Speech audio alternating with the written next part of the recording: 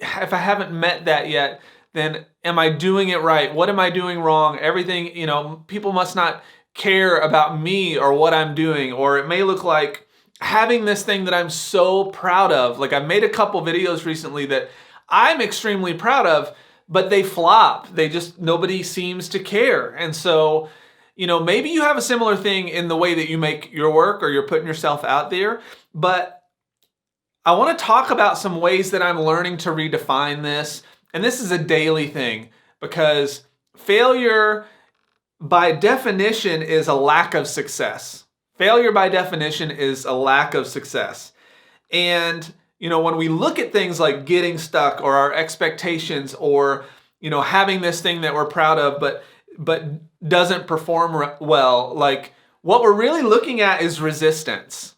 We're feeling this resistance, we're feeling this fear, and my fear is all about proving something. I have a long history of trying to be a prover. Like I had so many people in my life in the beginning that said, Lennon, you should really pursue a different path because this is like this musician thing, this touring musician thing is not something people do. And from the get, I've just been like, all right, totally going to prove you wrong. You can suck it. And then what I've started to realize is that proving is doing nothing. It just leads, it's cyclical. It just leads to this constant continuation of that resistance, this fear. So my coach and I have been talking a lot about this. She says fear is false evidence appearing real. False evidence appearing real.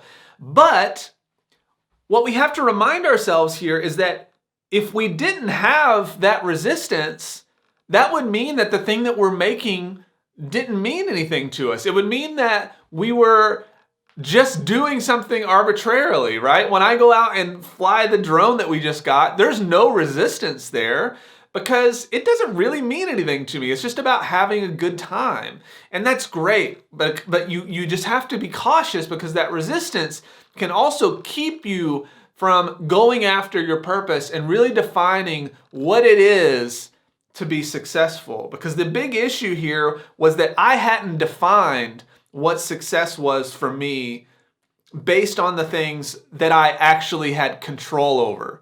I'll say that again. I hadn't defined what success was for me based on the things that I had control over, right? I was creating unwinnable games.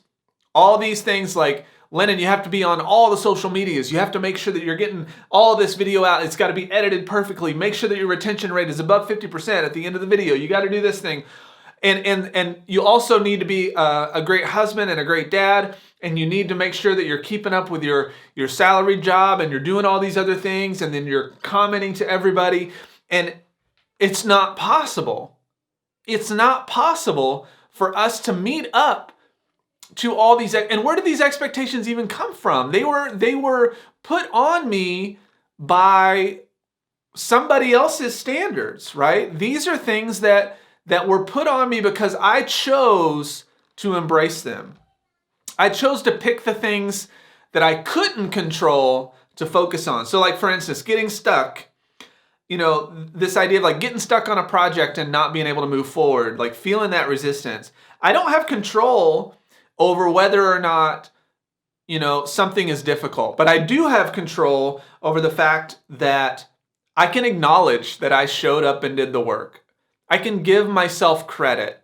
I can still have love for myself because I just showed up and made something happen. And I can celebrate that. And I have control over putting something out anyway, for it being imperfect, and still trusting myself enough to do it regardless. And I have control over deciding to rest or take a walk or eat something. We have a kind of a running joke in the house about halting. So if you're hungry, angry, lonely, or tired, take care of those things. And I'm the kind of person that'll just not eat if I'm working on something really hard, or I'll just go forever. And I have to be cautious of that. But those are things I have control over, right? So I can go after that. And that is success. If I go over and sorry, if I push toward the thing that I have control over, that is success. If it's expectations for sales, I don't have control whether or not someone says yes. I don't have control. But what I do have control over is whether or not I can continue to talk to people, to direct message, to put out stuff that I'm passionate about, to show up authentically as me. I do have control over recognizing again that I've given it all that I can and trusting that, it's all going to come to me in due time when it needs to be here. I do have control over getting feedback on how I positioned trying to sell something to see if I came across as dishonest or I can ask people what they thought or how they felt about it so I can do it better the next time. I have control over that. And when we look at this idea of positioning everything based on what we have control over, we realize that failure is not a lack of success. Failure is a lack of perspective. Failure is a lack of perspective. I heard James Wedmore say that failure does not exist. And I loved this analogy because he says, it only exists, it only has life when we give it life, right? It's something that literally is in our brain and can only manifest itself into the things that we do on the daily when we allow it to be there. It is not tangible. We can't sit there and hold it.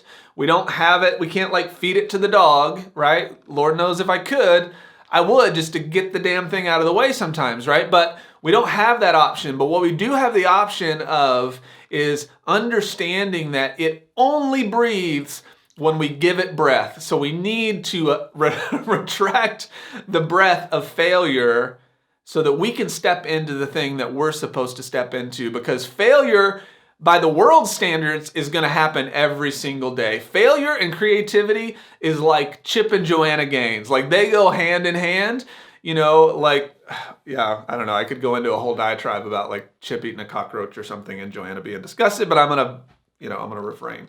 So having that understanding that failure is just a lack of perspective is really, really important. So success and failure is about getting clear with what you really want. So for me, it's more time with my family. It's being able to travel more. It's being able to have the freedom to buy a cup of coffee whenever I want to. It's about simple things. It's about, being able to live in a different city for a month out of the year. That's the and there's feelings within that. And what I realized is that so many of those things, spending more time with my family, being able to have freedom to travel, doing that stuff, a lot of that is already in my control. I just need to shift the perspective to realize that, it may be more of a challenge right now than it is in the future, but if I'm already operating under the belief that I can just do it, it has changed the way I approach everything, right? Now, I know that this is really more about me and where I'm at, but I want you to see this perspective so that you can really go through the process yourself. Think about the why first. If you can't think about why you want what you want, then you'll never be able to tap into these feelings that you're really trying to go after. So, why do you want more followers? Why do you want to make more money from your art? Because I know you don't want to be rich. I know you're not trying to be famous. You're just trying to make a living, right? So why do you want that? What does making a living from your art give you? That's the success. That's the thing. And there may be a dozen or more ways to get to that. You may be romanticizing the thing over here that's I want to play in front of 10,000 people. That's not bad to want that. But why do you want that? What does doing that get you? And can figuring out how to go out and build that same audience online be a similar way to scratch that itch and get there, right? So think about the why behind it, okay? And if you can't ever, I wrote this down because I this is so strong to me. Forgive me for reading off a freaking iPad here, but if you can't answer why you want what you want, you'll never have the stick to measure. Already screwed it up. If you can't measure why you want what you want, you'll never have the stick to measure whether or not you're growing. And by the world standards, you may fail, But all you need to worry about is growth. All you need to worry about is growth. When you use the world's measuring stick, you'll never see yourself as tall as you actually are. Go out there, guys. Redefine what success is to you.